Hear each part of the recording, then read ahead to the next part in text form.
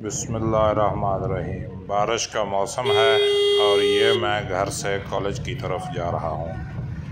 ये देखें जनाब, बारिश हो रही है और गाड़ी कॉलेज की तरफ जा रही थी। अब मैं कॉलेज पहुँच गया हूँ।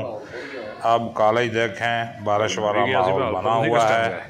ये हमारे प्रिंसिपल माजिद अली माजिद साहब, ये हमारी गाड़ी खड़ी है, पीछे प्रिंसिपल साहब की गाड़ी और बाइक्स खड़ी हैं। ये देखें कितना ज़बरदस्त माहौल जो है बारिश से बना हुआ है।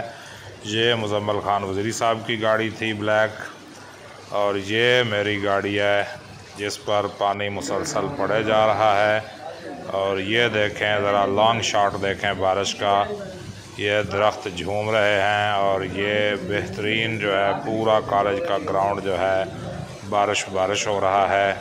ये देखिए, ये मौसम में बरसात है और बारिश में हमारा कॉलेज भीग रहा है, तो बड़ा ही प्यारा मंज़र है। अगर मेरा चैनल सब्सक्राइब और वीडियो को लाइक और शेयर ज़रूर कीजिएगा। अल्लाह पाक आपको सलामत रखे।